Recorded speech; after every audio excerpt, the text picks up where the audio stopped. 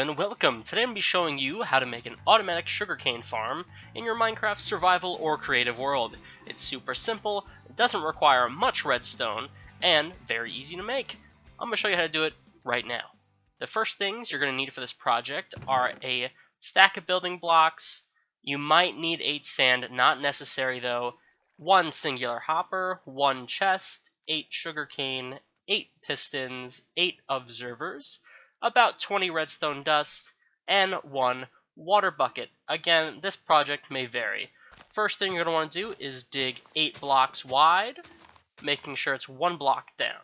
Next, grab your handy dandy water bucket and place it at one end of the 8 block trench you just dug. At the very end of that water path, dig 2 blocks down and 1 out the opposite direction. This is going to be your collection system. So you're going to grab your chest, place it there, and a hopper facing into the chest at the end of the water collection system, and that's it. Your collection system is very easy. Now here's where the thing comes into play with the sand. If you're doing this and you don't have grass, you're going to place sand above the grass with water behind it. Since we're doing this in a field and we have water, we don't need to do that, so we're going to simply place the sugarcane right on the ground. Again, if you're doing this in like a skyblock or something like that, you will need to place the sand and the water behind it. But if not, take your blocks and place a single row of blocks right behind where you'd plant your sugarcane. And then above that row of blocks, take your 8 pistons and build it up 1 facing you as you build it. Like so. So when the pistons fire, it should push out towards the sugarcane. Next, go behind our little mechanism here and place 1 block behind all the pistons like so. Next, you're going to want to get back up there and place a temporary block on top of one of the pistons, another temporary block out. You can break that block and then place more temporary blocks along the top of the pistons diagonally. So you have something that looks roughly like this, temporary blocks, 1 up and over from the pistons. And as you might have guessed, we're going to next take our 8 observers, head towards the back of the machine again, and place them facing those temporary blocks, so you have the face of the observer facing the same way that the piston is facing.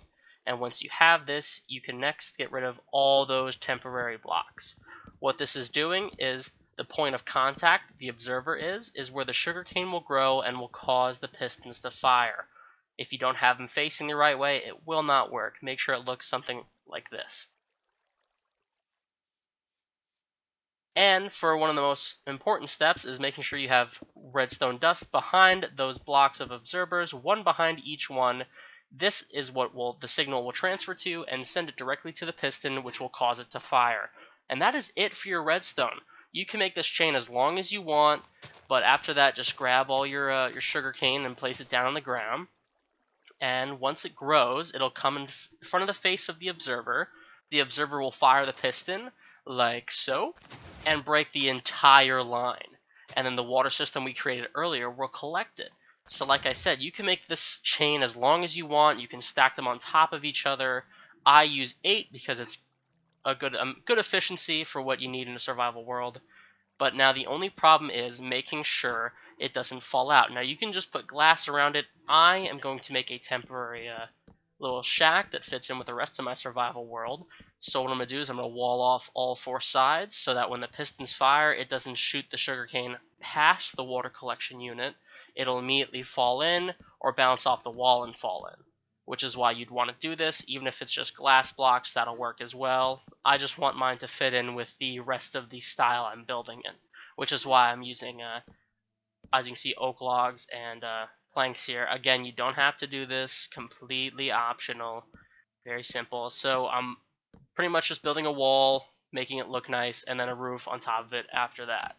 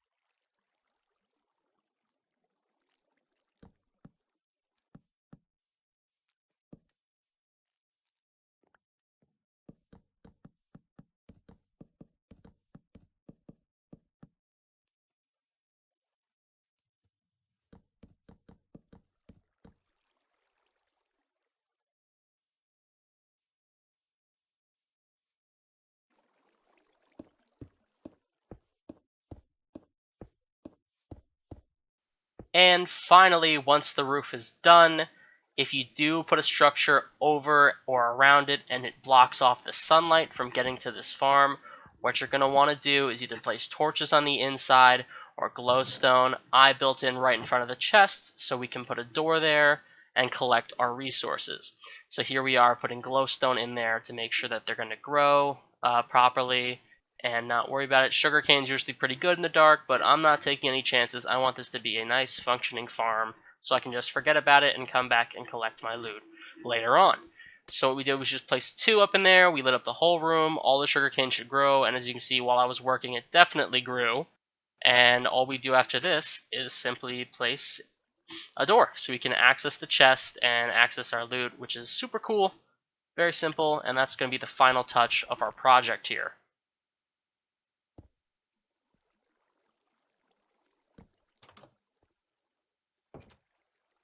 And boom, that's done. It fits in with our style, it looks great, and it works very well.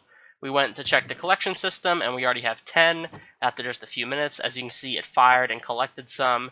So this is the basic farm if you're interested in making it, or you can do more like I did.